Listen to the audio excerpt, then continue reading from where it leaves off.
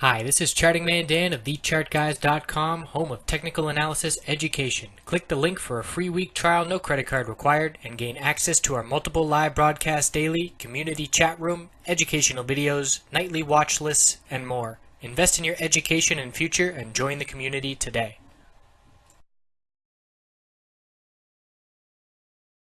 Hey everyone, taking a look at Netflix here. Heading into the weekend, we've got the daily, weekly, and then I'll look at the 5-minute. So we were stalking this trade for a short-term bounce because the market had such a bullish reaction. Netflix was beat up before that, and we were looking for a short-term bounce, which we did get. So the guideline for me that I needed was the hourly 20-period moving average as support. We'll look at that here in a moment.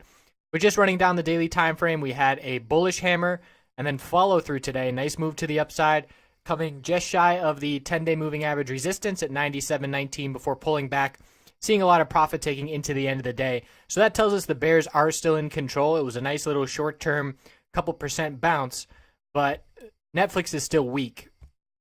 We did hold the middle Bollinger Band on the weekly, 95.28, and the 10-week moving average as well. We can see the clear 50-week resistance is descending, but holding that middle Bollinger Band is a good sign, so not all hope is lost for the bulls.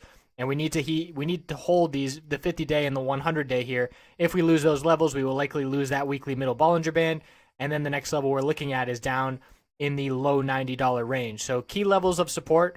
We bounced off it here at the end of the week, but we need to hold it into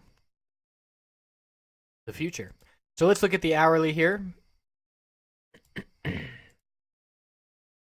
So we had the big dump, and we saw a bounce attempt, and after hours in pre-market, we rejected from this 20-period moving average. So 4 candlesticks in a row, unable to get above it. And that right there was the signal for me that we need that level as support in order to see the bounce play out. So we did get it midway through yesterday, closed above it. Next candlestick back tested that 20-period support and held it. Continued to the upside. We lost it here pre-market, but I didn't pay much attention to that. I was watching this go this morning pre-market, and the volume was very, very low. It was less than 20,000 shares traded.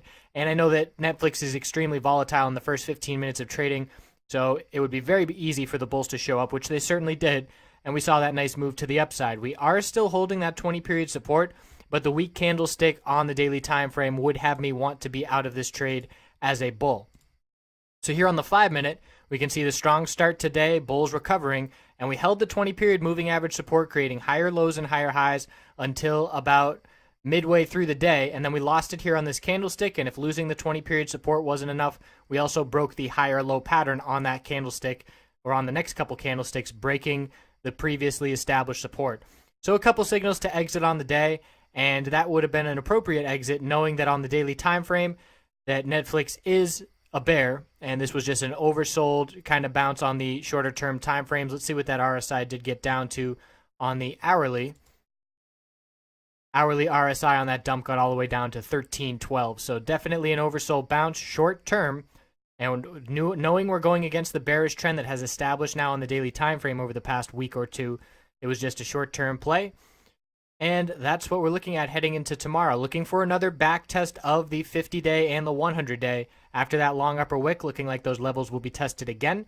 So we'll see what happens on Monday. I appreciate you watching. Have a great weekend.